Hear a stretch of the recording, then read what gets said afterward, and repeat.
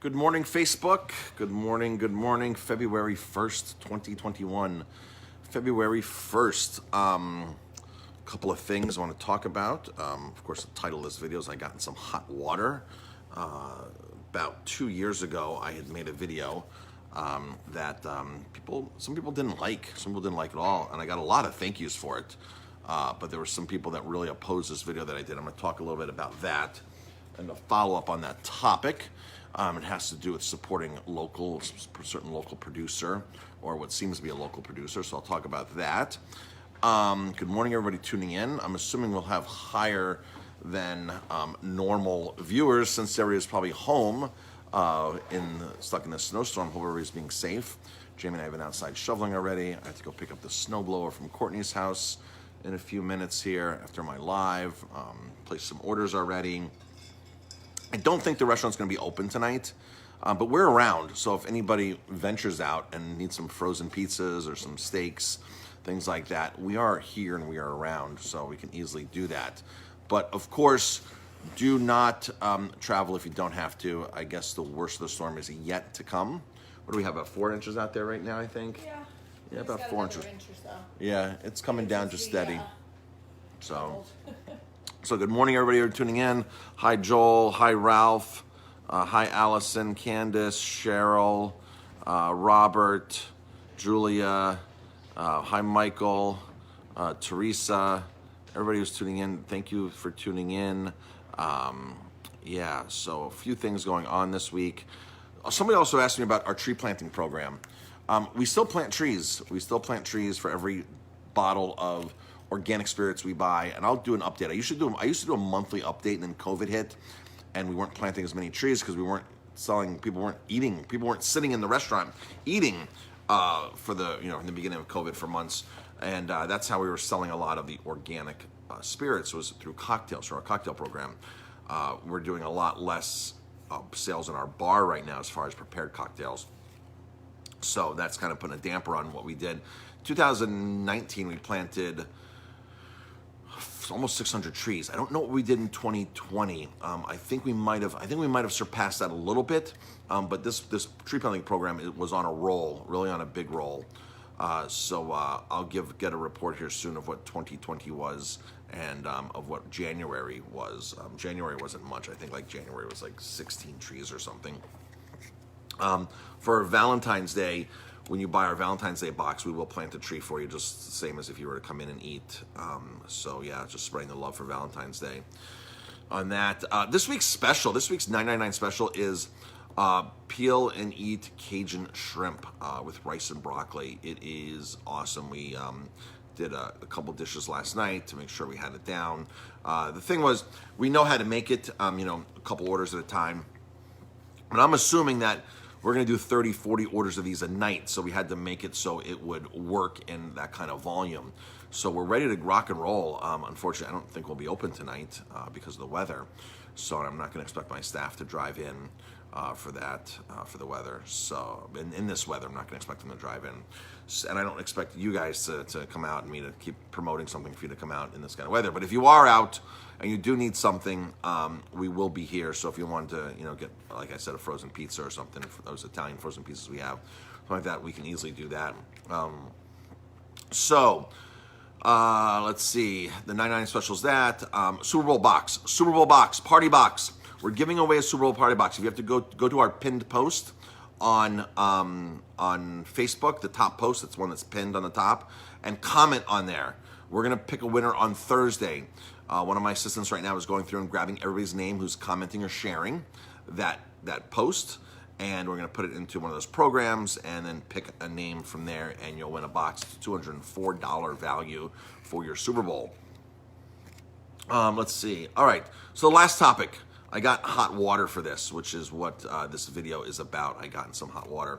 So back about 2 years ago, it might even be 3 years, this spring, it was May, I made a video about Angry Orchard Cider Company, which has a facility here in Walden, New York. A lot of people know Angry Orchard.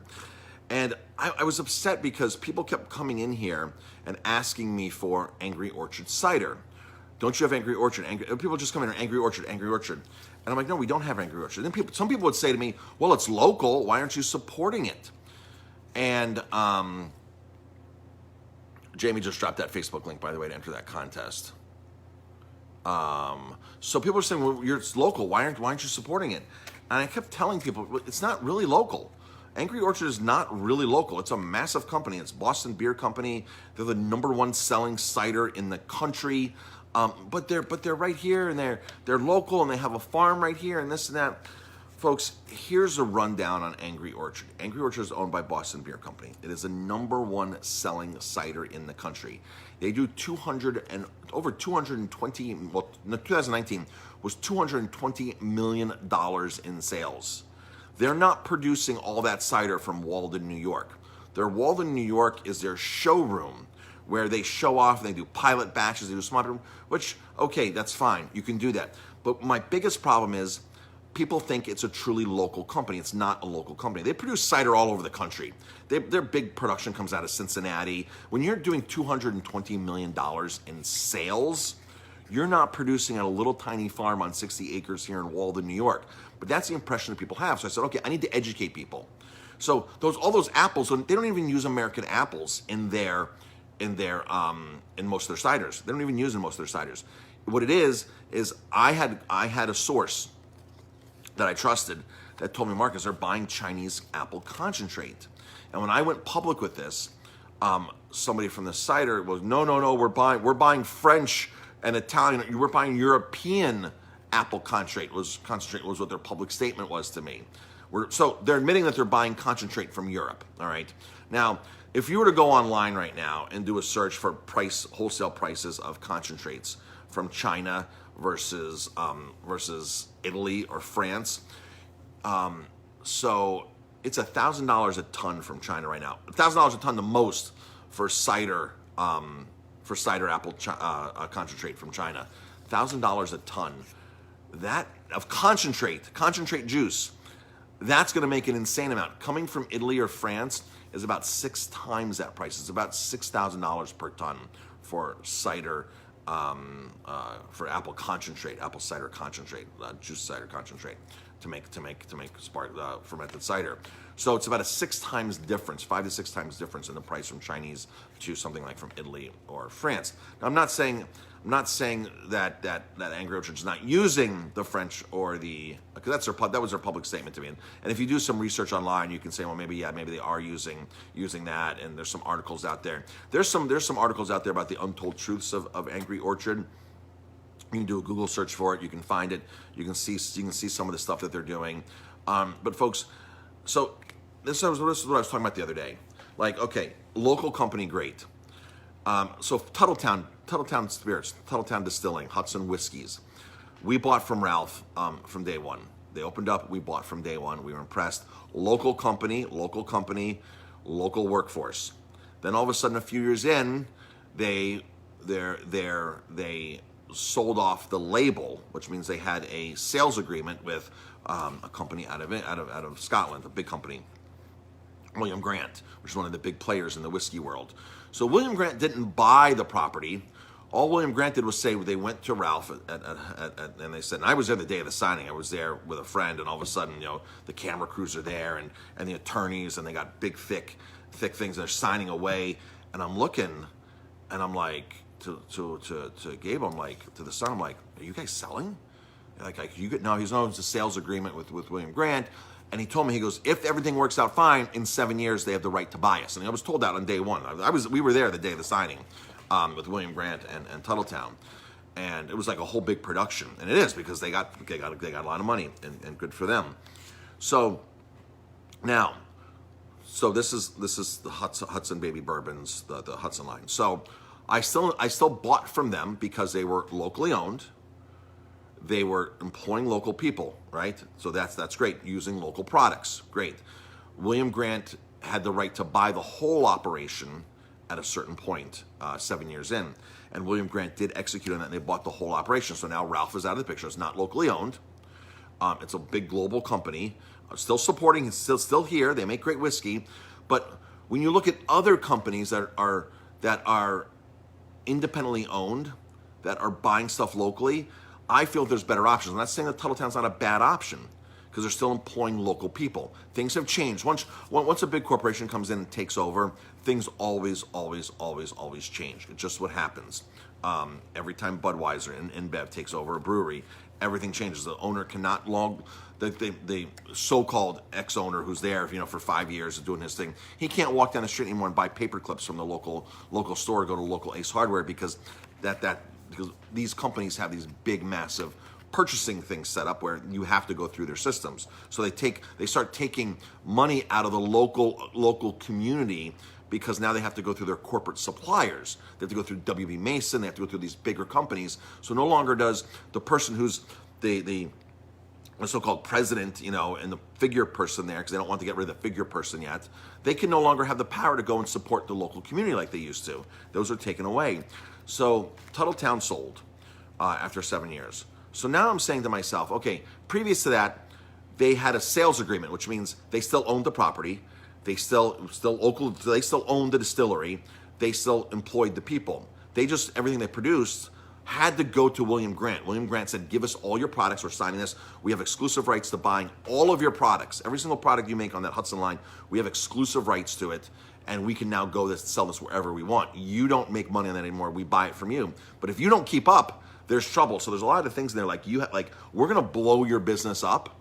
So you need to start figuring out how to cut corners in some cases, and make this product more efficiently, same quality, hopefully, and be able to cover, because we're gonna go all over the 50 states. We're gonna go into England. We're gonna go into Italy. We're gonna go into Singapore. We're gonna go into Japan. We're gonna go, Dubai, and we're gonna start blowing your product up there. So you better be ready to increase your production, and that's on you. See, this is what chicken companies do. This is what Tyson does. Tyson and their beef and their chicken. This is what Purdue does. They don't own the plants. They don't own the chickens. They have a contract with the growers to grow the products, to raise the products. And from there, if you don't keep up with their standards, with their production quotas, they just kick you out. And all these chicken growers will tell you that they're so scared that their contracts will get canceled. They live and die based upon their contracts with Tyson, with Purdue, because that's their big. These growers, these guys who have these massive chicken farms or even smaller chicken farms, they're family owned, right? That sell to Purdue, by the way, but they don't have the infrastructure. They don't have the means to, all of a sudden say, okay, we're going to take these chickens to process. We're going to put our own label on them, and we're going to go to the stores and market and distribute. They don't have all that. They're just chicken growers. They raise chickens. That's all they do. And then Tyson comes in, Purdue comes in, whatever company comes in and picks the chickens up and takes them off. So they're under a lot of stress and a lot of debt to keep up those productions to these big corporate conglomerates that do this. So Tuttletown entered into this agreement. I was still buying because locally owned, locally produced, local workforce. I said, okay, but there's other whiskeys out there we can focus on too that are truly independent. And then all of a sudden the 7 years came up, and William Grant bought everything. They closed the restaurant because they're not in the restaurant business. They were smart about that. So then Ralph is no longer part of the operation. It's William Grant 100%. So now I'm thinking, okay, locally produced, local workforce, massively owned by a corporate, like a big conglomerate, right? That's not for us anymore. That's totally not for us. Angry Orchard is the same exact thing. They came in, they bought a 60-acre farm, they put up a showroom. A lot of people don't question things. They just, to say, I went to Angry Orchard and it was great. They gave a good tour. Folks, Angry Orchard, when you do $220 million in sales, you can build $1 million property and do everything you want and do all this show stuff and show off. But they're not going to tell you like the real in-depth thing about where their cider comes from and how they keep up with $220 million in sales. And it's not coming from a 60-acre farm in Walden. So I feel that people are being misled sometimes by that, when you can be supporting somebody who's 100% local. And I had people come up to me, and I was sitting outside one night, and I was sitting outside with Jamie right after I made this video, like a week later, and they go, one person came up to me and go, I'll never step in your restaurant again. I will never walk in. How dare you talk about Angry Orchard like that? My son works there or whatever. And I had people from Angry Orchard go online and write bad reviews about me, some of the staff there. So that's what ended up happening. So it was like crazy, right? But I'm just educating people. Hey, if you want to support Angry Orchard, that's fine. But if you're truly into supporting local, like Jamie and I are, truly locally owned, locally produced, right, all that kind of stuff, then there's better options for you. And that's simply what I'm saying. There's better options for you. They admit that they're buying concentrates from other countries. They admit that the American apple is not their mainstay in their product. So why not go to any of the other cider companies, that cideries that are here in the Hudson Valley, that you'll walk in and see the owner working behind the counter. You can meet the owner. They'll take you into the farm. They'll show you what we're doing. All of our production comes from these 10 acres. We don't buy concentrates. We don't buy things from other places. We don't buy even Washington apples. We're using truly American apples from the Hudson Valley apples, from this plot of land. Everything you're drinking inside it, and everything you go into every store and buy when you buy our cider, whether you buy it in a restaurant here or in Massachusetts or New Jersey, it's coming from this plot of land. And I'm the owner who actually works the land. That's what we want, right? So all I did was try to educate people on that. I got a lot of hot water from some people on that. And I got these bad reviews online from employees who work there. Because I just said, hey, there's better options. Why buy from a company that's doing this? So that's our main goal, So I've talked about this in the past about how we're not perfect. We're not perfect here, but I'm conscious to take it to the next level every moment I possibly can. So if somebody comes in here with a better product, a more local product that I'm using, and I can say, yeah, okay, true, I'm going to jump on board with it. If I find a better product, I think for health reasons, that has less impact to the environment, and it's not local, then the local producer's not doing the right thing. I'm not going to buy the local thing because I want something that that has the full scope. Now, if you had a restaurant in New Jersey, in Newark, New Jersey, Budweiser would be truly local, right? They're supporting a local workforce. The big Budweiser plant is there, but that Budweiser plant produces a lot of different labels. They produce Rolling Rock there because Budweiser and Bev went in and bought Rolling Rock, dismantled everything there, the real estate, the employees. They don't care about anything like this.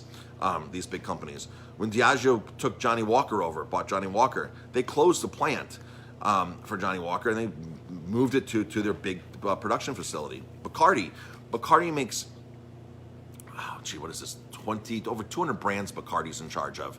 And they have like 27 different big facilities. Is it 27 big facilities around the world? They have Bacardi has a ton of production facilities around the world.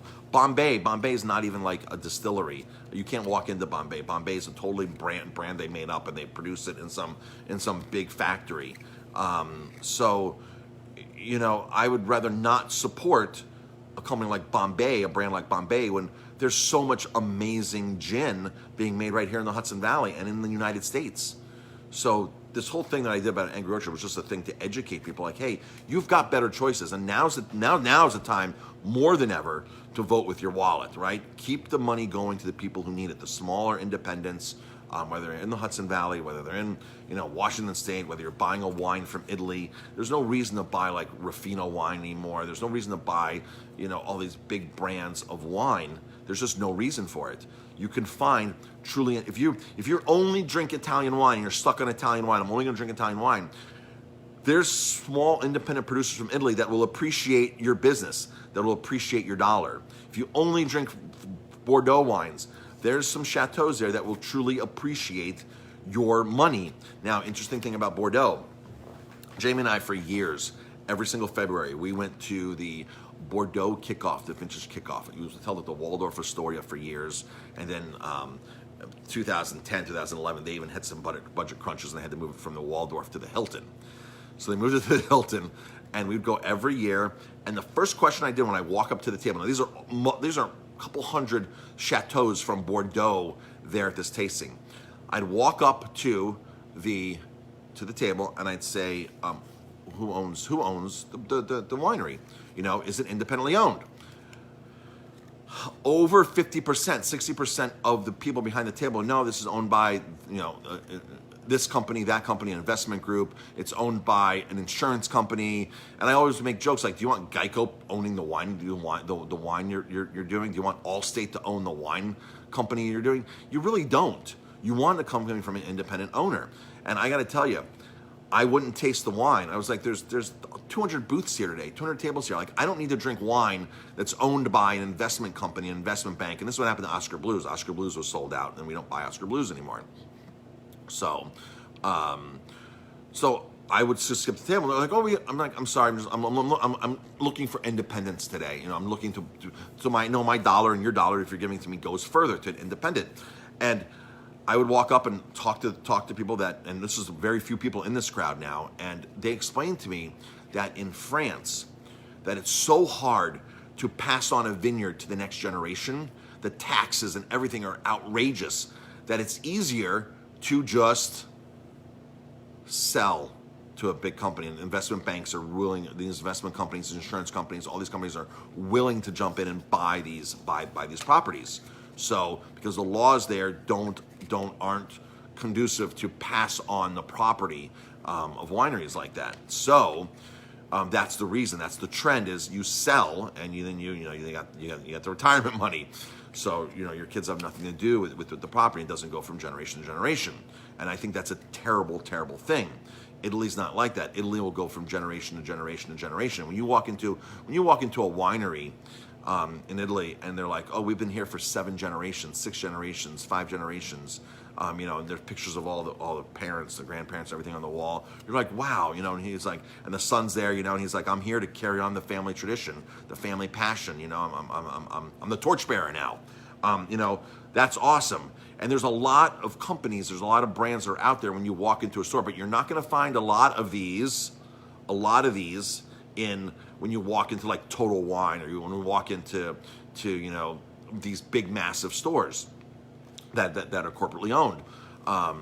You will find them, but a lot of times the people working behind the counters won't know really truly what's honestly independent. I posted a thing 2 weeks ago here on Facebook about like brands, like big brands or known brands in California. You don't know, they're not independent, like Ravenswood. I listed off all these brands that are part of the Gallo group, Gallo being one of the largest wine conglomerates in California. And so these they're like baseball players. A lot of these brands and vineyards and companies, they just get traded from one company to another company. Like, I'll give you Dewar's if you give me this, and we'll trade off for this. And literally, that's how some of these deals work. Like, we'll take this brand from you, you take that brand from us, and it's really no big deal. They're just swapping brands out between these big conglomerates, just like baseball season, Major League Baseball, and they're trading players. That's literally what it looks like sometimes when the brands are already acquired. So I posted videos on my YouTube channel about Diageo's and what they did with Johnny Walker, and how all these people lost. Hundreds and hundreds of people lost their jobs at Johnny Walker. And I've had people that have commented on my video and said, thank you so much. We live here. We were one of those employees. My cousin worked there. You're so right. Thank you as a restaurant owner for not supporting Johnny Walker. Thank you very much. Folks, it doesn't, if all of us here drank Johnny Walker today, it wouldn't make a difference to us. But it makes a difference to the people who lost their jobs in that community. It makes a difference to the people that lost the business from being an independent. And when you look at our bar, like, our bar is mostly all independents here. Like, that's what we specialize in, independence. And we're very, very proud of it. So when you come here, you order a Jack and Coke, you order something, we don't have any of that. And so we like to give you sometimes a lot of taste. We made a Negroni last night for somebody, and they didn't like it. They're like, I don't like this Negroni. And it wasn't the gin, and it wasn't, it wasn't the vermouth. It was actually the Campari that we use. We use this great product, Pure Zamaro from Germany. That's organic, really great. The owner's awesome. We've had lots of messages with her. I can call her anytime and ask her questions about her products, and it's fantastic that we have that rapport and we have that option to do that. So Jamie goes, I can make you another Negroni with a different gin, but I want you to taste the quote unquote Campari that we're using. The Campari substitute, because that might be throwing the flavor off. And she tastes it, she goes, yeah, you're right, it's not Campari and it's a little different. So let me just stick with wine or something. And that's what the person did. So, but we're willing to do that for guests. And we ended up wasting an expensive drink last night because they didn't like it. So of course we couldn't charge them for it, which is no problem. It's part of doing business. Things like that happen. It's part of doing business. unfortunately. But when one of your most expensive gins goes into a drink, or your most expensive gin goes into a drink, and the customer doesn't like it, and you can't charge for it, that kind of sucks, right? But it's our dedication to doing it. And Campari's a lot cheaper than the brand we're buying, and we could have bought Bombay at half the price of this gin or whatever. So, all right, got a lot of comments coming in. Thank you everybody for all the comments. Really appreciate it. So, Billy says, sad to hear. Yeah, it's very sad to hear. All these companies, all that. Hi, Michelle.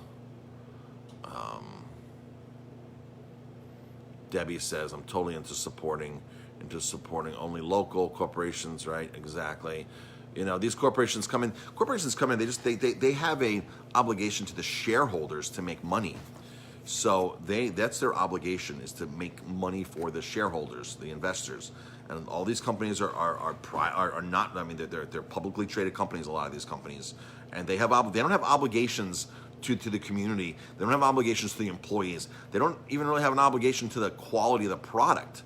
It's make what you can. A lot of these companies come in and buy these companies, and they can ride the coattails of the reputation that was poured in from the previous owners, a couple of generations or whatever. They can ride the coattails that for a while, and sometimes they'll ride it for 10 years or whatever. But at some point, it may catch up to them on that. So, and then our wine tour in the Finger Lakes last weekend, not this last weekend, the weekend before, was a huge success.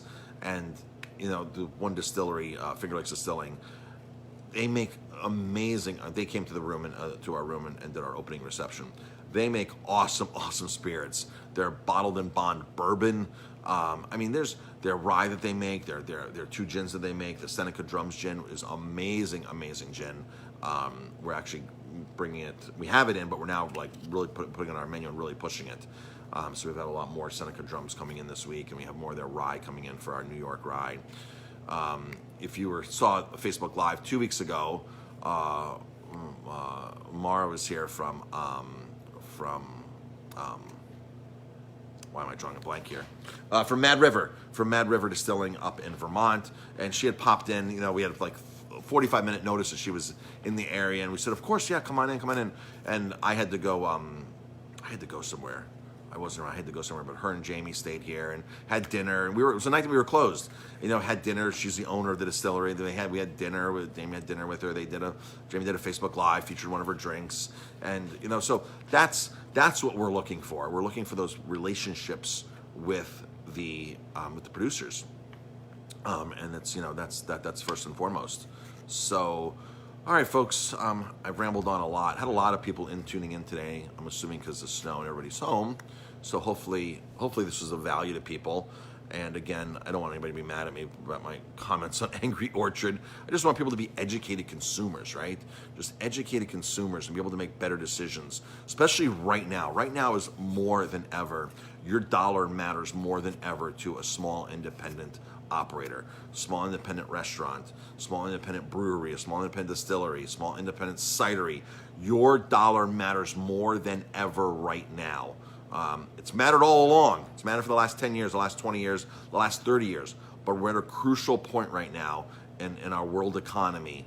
And your dollar goes a long, long way right now with these small independent producers. So choose wisely, buy made in America when you look for things. And you can't find everything made in America, but if you're conscious and you can at least just change one purchase here and there, and if we all did that, it would make a massive difference. And if we told these companies that we don't want this cheap stuff from these other countries, from China, whatever, if we didn't want this, it would make a difference. So vote with your dollar. I told a story last week. I was buying a Weber grill. Somebody goes, oh, go to Home Depot in Middletown or Lowe's. You'll save $100 instead of shopping locally. I'm just like, the last thing I want to do is drive, put it in my car, and this and save $100. I walked into Ace Hardware, and within 30 minutes of me walking in the door, they delivered it to the destination. I had to go to our Airbnb property. Within 30 minutes, it was delivered there and set up, and there was a $75 discount on it because it was on sale. So, but the mentality of people is just, oh, go there, buy this, it's cheaper. This, if there are no local options, folks, we're in trouble. If it's all Walmart and that's it, if it's all these big, and we're in a lot of trouble. local. Local companies are still the main. Independent companies are still like the main employer in the U.S. We still provide the most jobs in the U.S. Amazon said something scary recently that within 10 years they won't need a single employee to deliver your goods. Not a single employee to stock it in the warehouse, to pick it, to pack it, to put it on a drone and drop it off at your door. They will need, within 10 years, they'll have a zero workforce to be able to deliver your product. And that's kind of scary if this follows suit with other companies and other companies get into this technology, right? We all know Tesla. You don't even need to drive your car anymore. Your car drives itself, right? So, a lot of these advancements are very exciting. But a lot of them can be very scary too. So imagine Amazon, how many people they employ, and how many companies they put out. I mean, folks, people just turn around, I bought this today, They just go online and buy from Amazon left and right. And sure, some companies have been brought up through Amazon and have been able to do better, but the guy around the corner selling the product is not the one typically that's doing better. So, and imagine going to imagine walking into a Walmart and having zero employees there. Zero employees. There's nobody needs to do anything for you. It's all there. It just happens. I mean, they're still supporting a local workforce, whatever company it is, including Walmart, still supporting local. So just choose wisely, vote wisely with your dollar. We're firm believers that we always have been. It's been our passion here since day one. All right, folks. That's it. Have an amazing day. If you go out today, be safe. I'm going to go out for a run in a few minutes. I love running. Snow running to me is one of the best. I love getting on a trail and just running in the snow. I put my gaiters on, my Gore-Tex shoes, my spikes. I just love hitting the trails in the snow or the street, whatever. I just love snow running. All right, that's it, folks. Thanks for tuning in. Appreciate it. Stay tuned. We're probably not going to be open tonight. It's obvious, the weather, right? So everybody stay safe. Jamie and I are here, though. So if you wanted to pick up a frozen pizza from Italy, you can do that. If you wanted to pick something up, like some grass-fed steaks, for you to cook at home. If you're going to go out, I'm not encouraging you up, but if you're going to go out, we are here, and we're here all day. So that's it, folks. Have a great day, and we'll talk to you later.